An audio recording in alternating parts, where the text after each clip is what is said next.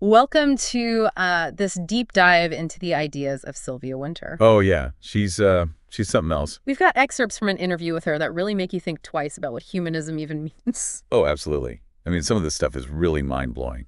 We'll be exploring how humanism and colonialism are connected, how our understanding of what it means to be man has changed over time. Yeah, it's not as simple as it sounds. And what a new, more inclusive humanism could actually look like. So to kick things off, Wynter makes this point that the European Renaissance, which is, usually seen as like the birthplace of humanism, happened at the same time as the start of colonialism. How do we reconcile those two things? They seem kind of contradictory. It's really interesting how Wynter argues that rather than being like total opposites, humanism and colonialism are actually like two sides of the same coin, Oh, I see. Like Europe discovering itself as like the peak of human reason and progress happened right alongside this whole thing of categorizing non-European people as others, and then that othering was used to justify colonialism. So to define themselves as human, Europeans kind of needed to create this idea of the non-human, and she links this to the concept of man. What's she getting at there? Wynter highlights how our understanding of man has like shifted over the course of history. Yeah. It started out as a religious idea, then became a political one. And then by the 19th century, man had become this like biocentric and racialized concept. So it's not just about, men versus women. It's about using man as the ideal human to certain groups. Wynter uses this phrase, ethno-class humanism, to describe this. What does that mean exactly? And does it still apply today? Ethno-class humanism basically refers to the way that Western bourgeois values became the standard for what it means to be human. Mm-hmm. And she argues that this concept legitimized global inequalities. Like, think about Victorian-era ideas about civilization being used to justify, colonizing and exploiting other cultures. Right. And those ideas are still around today. Mm-hmm. They shape how we think about development and progress. So even seemingly positive concepts like progress can have like a darker side.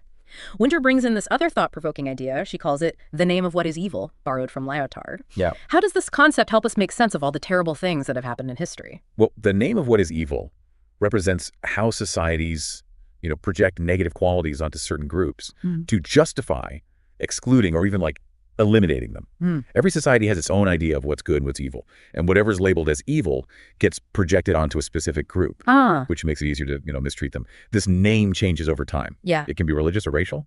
So the label changes, but the tactic of othering stays the same. Yeah, pretty much. In the modern era, you see with the concept of dysgenic humans, Right. labeling people as like inherently flawed or genetically inferior to justify things like slavery and genocide. Winter's own life seems to have had a big impact on her thinking. She grew up in Jamaica, moved to London, and then the U.S. Right. What parts of her journey stand out to you? Well, her experience with Jamaican folk culture, particularly its focus on continuity and transformation, is a theme that pops up a lot in her work. Okay. Like, she sees folk culture as a source of strength and resistance, a way to preserve humanity in the face of oppression. And this connects to her critique of traditional academic disciplines. So she's not just talking about folktales, but like a whole different way of seeing the world, of understanding what it means to be human. Why does she think we need a more interdisciplinary approach to knowledge? Winter believes that to really understand human societies, we need to move beyond the strict boundaries of individual academic disciplines.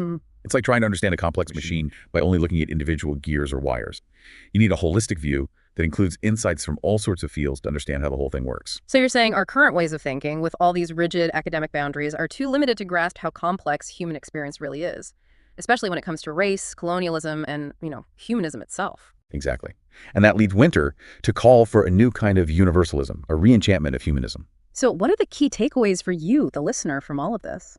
Well, the main thing to understand is that Winter leaves us with this really powerful thought. We're not just passive recipients of culture. We actively create our own realities. Wow. She challenges us to become aware of those hidden codes that shape our world and to imagine new, more inclusive ways of being human. So you're saying we can actually change how we experience reality, rewrite those codes? That's exactly what she's saying. She wants us to question everything, to deconstruct the systems that have been imposed on us, and to create something new and better. That's pretty radical. It is radical, but it's also incredibly hopeful, And she connects these big ideas to real-world problems like colonialism and the fight for racial justice. It really makes you think about the world differently. But before we go too far, let's rewind a bit. We've been talking about pretty abstract concepts. Let's get back to Winter's personal story. She talks about being a student in London in the 1940s, a time of huge social and political upheaval. Oh, yeah. What was the atmosphere like for her back then? And how did it shape her thinking? Picture London in the 1940s. World War II had just ended. The British Empire was falling apart. Right. It was a time of massive change. For Winter, coming from a colonized society, it was a chance to see the cracks in the system, to see the limits of the dominant narrative. She describes this feeling of euphoria, anticipation, like a new world was being born. She even talks about riding her bike to school and seeing all these people marching in the streets, protesting, challenging the status quo. Right. Sounds both exciting and kind of unsettling at the same time. And it's during this time that she meets Richard Hart, a Jamaican activist and Marxist thinker. Yeah. What was the significance of that meeting? Meeting Richard Hart was a turning point for Winter. Here was this guy from the privileged white elite who chose to side with the struggle for social justice in Jamaica. He showed her that change was possible, that even those who benefit from the system can choose to challenge it. It was really inspiring for her. It's incredible how these personal encounters can influence our intellectual development. Winter also talks about her time with the Caribbean artists movement in London. Oh, yeah.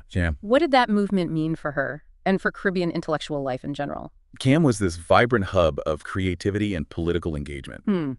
It brought together writers, artists, and intellectuals from all over the Caribbean. They were all wrestling with questions of identity, colonialism, the search for a new Caribbean consciousness. For Winter, it was a chance to connect with people who understood her, to share ideas, and to find her own voice. She describes it as the space where she finally felt seen, where her experiences and ideas were valued. Right. That sense of belonging is so important for any intellectual or creative journey. And speaking of journeys, Winters takes her from London back to the Caribbean, to Guyana. What was she hoping to accomplish by going back? Winter went back to the Caribbean with a mission. Okay. She wanted to help build a new society after independence.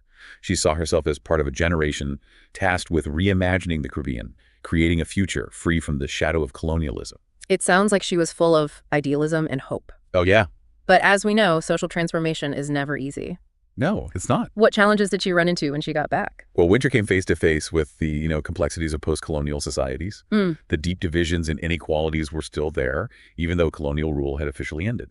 In Guyana, she saw these escalating racial tensions between the Afro-Guyanese and Indo-Guyanese communities. Oh, wow. It was a direct result of the colonial divide and conquer strategy. She even describes being trapped inside the Red House during a riot, fearing for her life. Yeah. It really highlights the turmoil that can come with the transition to independence. And it was during this period that she started to develop her own way of understanding Caribbean society. Right. How did this experience shape her thinking? The experience forced Winter to really confront the limitations of the existing narratives about the Caribbean. Okay. She saw problems with both the colonial stories that painted the Caribbean as backwards and savage,